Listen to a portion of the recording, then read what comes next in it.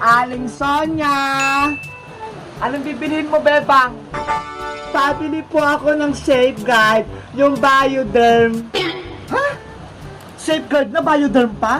Ano pa talaga? Yung sabon po ni nanay, yung lagi niyang binibili sa inyo, yung pantanggal niya ng buni sa puwet. What? Hanggang ngayon may buni pa rin si Sitang? Matagal na yun ah. Hindi pa rin nawawala? Opo, hindi pa po rin nagaling. O, teka, kukunin ko lang. Ito yun oh. Opo, ayan po yun. Magkano po yan, Aling Sonia? 20 pesos.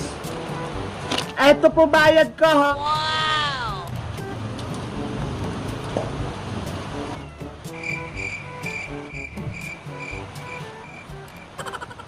Andyan ka pa rin? Andyan na yung sabon ha. Ano pang naantay mo? Aling Sonia, 50 pesos po yung pera ko eh. Asan po yung sukli? 50 pesos ba? Parang 20 lang yun ah. 50 po yun! Tignan nyo po dyan sa lagayan! O, teka lang, titignan ko. Ay, 50 nga! Sorry naman, hindi ko napansin. O, eto na, sukli mo, Bebang. Salamat po!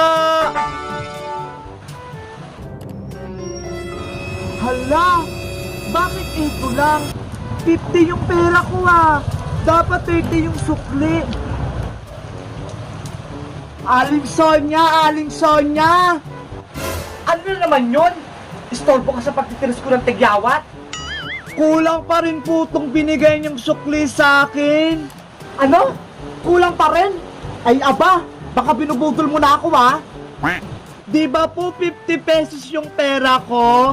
20 pesos yung sabon? Dapat 30 yung sukli niyo sa akin.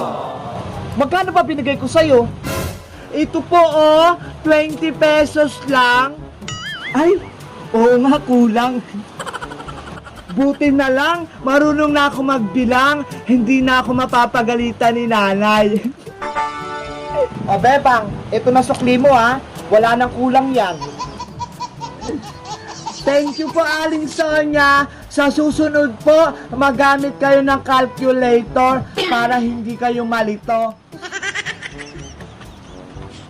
1 hour later. Pabili po ulit, Aling Sonia.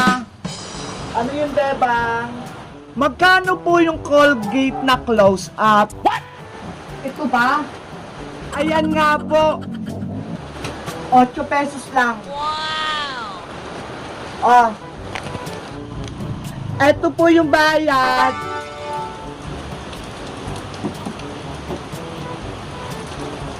Oh, ito sukli mo. Hala! 20 pesos lang yung pera ko ah. Bakit yung sukli ni Aling Sonia sa akin ang dami?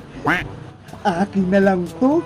Siguro nalito siya sa pagbibilang. Oh no! May pambili na ako mamaya ng pagkain ko. Para yung sukli ko kay Bebang sobra-sobra. Hoy Bebang! Yung sukli ko, sobra-sobra. Huh? Nawala agad. Mga bata talaga. Kapag kulang ang sukli, babalik para magreklamo. Pero kapag sobra, tatakbuhan ka na. Ay! Lugi na naman yung tindahan ko.